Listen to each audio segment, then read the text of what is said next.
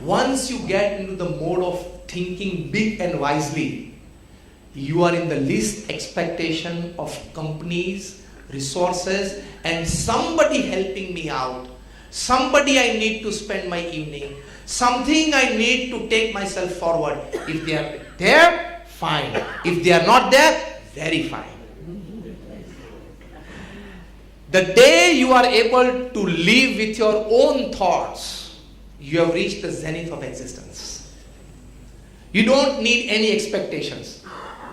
यार वो मित्र ने कहीं दिनों से फोन नहीं किया, बिजी होगा, अगर तेरी इच्छा है तो फोन कर ले, लेकिन कहीं दिनों से क्यों फोन नहीं किया, वो विचार कभी नहीं आएगा. You go into that mode that you are able to live happily with your own thought processes. In the midst of people, fine. Alone, fine. Why was I not invited to the party? Fine. Invited? Good. Not invited? More good. You are able to live with your own thought processes and live happily. वरना तो ये समाज में रोज ऐसे प्रसंग बनते हैं. दिन में हमारे गुरु योगी जी महाराज कहते हैं दिन में 10 बार. In his traditional Gujarati he used to say દિવસ માં 10 વાર દિવેલ પીધેલા મોઢા થઈ જાય.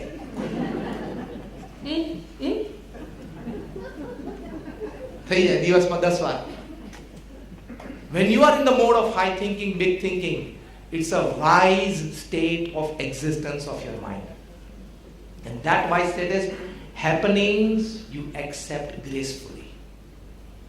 Situations you accept gracefully. And people coming in your life, living your life, you accept gracefully. It's a good state of mind. I normally teach the 60-20-10-10 principle of relationships and work. 60% of the people that you develop relationships with will remain with you lifetime. Another 20% of the people that you have in your life, you will have to pay a high maintenance value to keep that relationship alive. Pumping a lot of resources. बार-बार मान देना पड़ता है, बार-बार बुलाना पड़ता है. You know, keeping a message every third day. Good morning, कैसा है? Some relationships, they need a high maintenance value. Huh? That comes to 60 plus 20 is 80. Another 10% of the relationships of your life are bound to get spoiled. Chinta mat karna. This is everybody's story. 7 billion population upon this earth. And the last 10% of the relationships are bound to get converted into enmity, if not enmity, severe competition or envy. So when a relationship breaks, give 3 chances to it every 2 months for 6 months. If it doesn't rejoin, say a very big bye, wish him or her good, pray for him, turn around your face, and most importantly, don't forget to delete his number from your mobile. So बार-बार आप scroll करो और वो नाम आए तो चिंता, यार इसने मेरे साथ ऐसा किया, वो 10% वाला था. तेरे साथ जो ऐसा किया वो 10+10 वाला था. वो रिलेशनशिप था. This 60-20-10-10 is everybody's story. Now introspect. Yes or no? Yes. Yes or no? Yes. Then why to worry about it? Then you have nothing to worry. Everything to enjoy. So this is called big thinking. This is called right thinking. We are potentially capable of doing it, but we are not exercising the right of it. We need to exercise that potential power that we have within. Because a man at the end of the day and at the end of his life is a bundle of his thoughts. Whatever you thought for the whole day, you are in the evening. Whatever you thought for the whole of your life, you are at the end of your life, 60, 70, 80 years when you are there at that stage. So man at the end of his day and at the end of his life is a bundle of his thoughts. Why not to keep that high? Why not to keep that big? Then you will enjoy life. That gives you power of it. Actually, as I say, we are potentially capable. This is written in the scriptures. Vayam amrutasya putraha. We are the children of God. We are the children of God.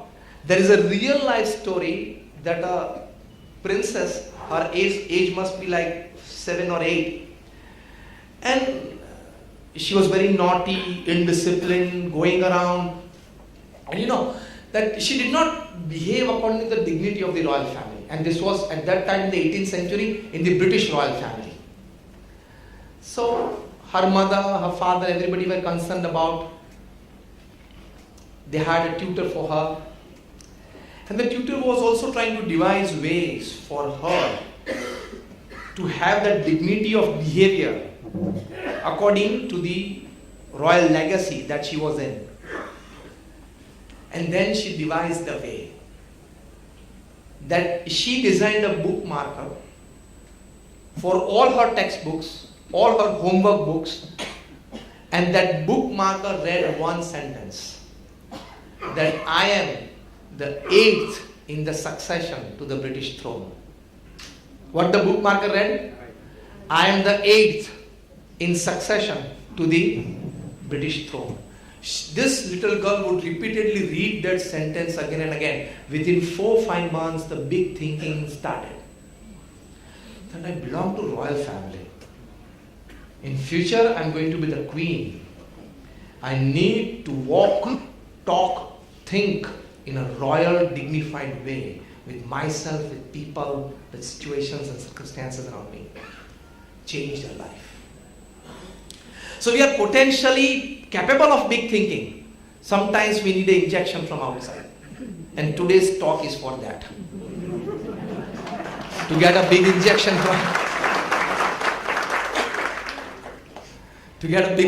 from outside. Another big thinking that has been given to us by the great seers and well accepted by the Western thinkers is that the basic fundamental thought, we are not this human body, we are the soul. हम आत्मा है, हम देह नहीं है. Even science says that you are not a single cell what you were 5 years back. 5 साल में हर कोई कोष शरीर में बदल जाता है. What you were 5 years back, you are not a single cell today.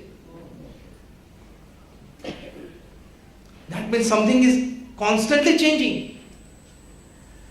Don't take this as a super spiritual understanding. This is a very practical understanding. It helps us a lot. When Pramukh Swami Maharaj was insulted non-stop for 1 hour by a cabinet minister, he was at that time the member of the Planning Commission of India. I would not hesitate now to name him because Pramukh Swami Maharaj is no longer upon this earth. His name, Yogendra Makwana. Yes.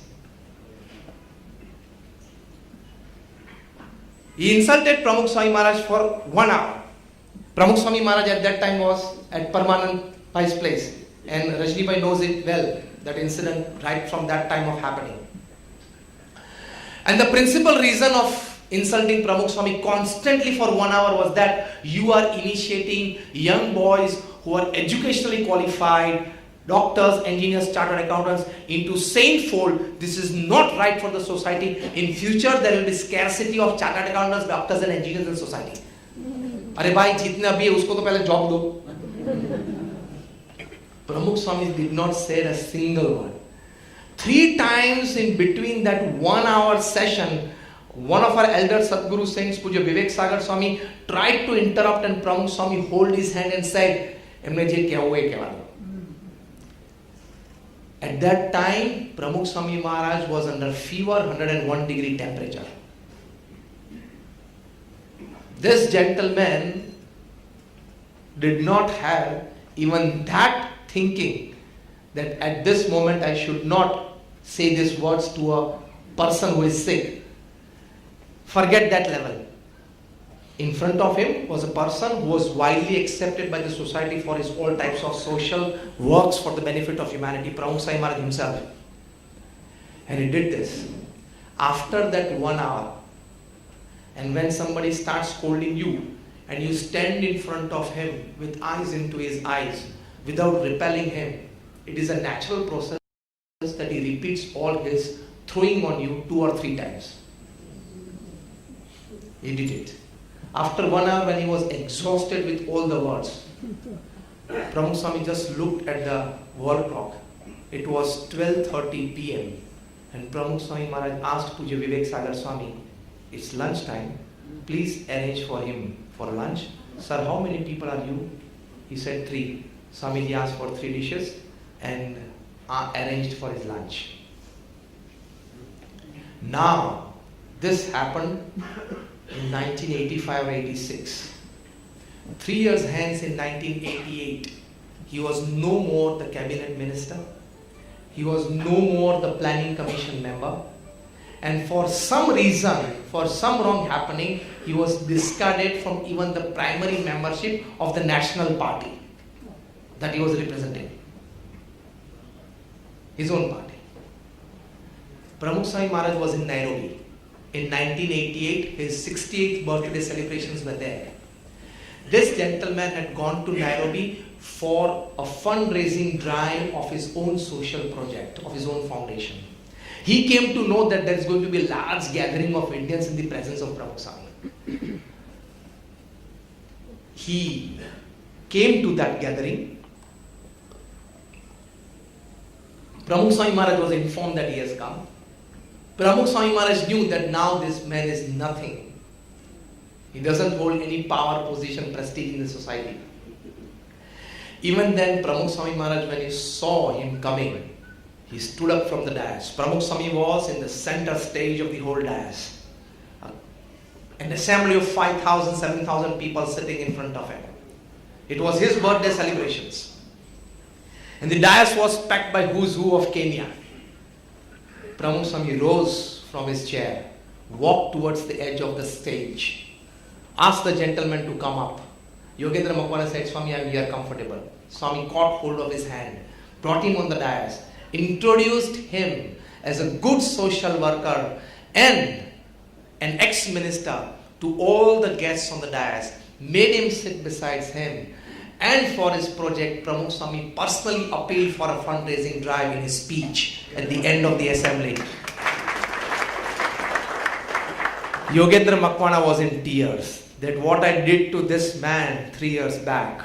At that time, I had power, position, prestige. Today, I don't possess that. Even at that time, Pramukh Swami Maharaj could exhibit this highest level of human dignity. This is called big thinking and big living. I think you are all touched by this incident. I could read from your faces, from your eyes. Living up to the highest standards of human dignity under any circumstances is the highest, best expression of big thinking. We must never forget that we are potentially divine for big thinking. Forget the animal instincts. उसने मुझे ये कहा था, अब मैं देख लूंगा.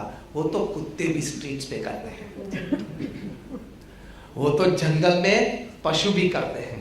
और आप कंक्रीट बिल्डिंग्स में एसी चैम्बर में बैठ के अगर यही निम्न विचारधारा रखोगे तो आप में और कुत्ते में फर्क क्या? We are designed for high thinking, for big thinking. Another good big thinking, I'm in the last stage of my talk. Another big thinking is that to have absolute peace and stability in your life. How much do you want? How much of you want absolute peace and stability in your life? Just raise your hands. We all.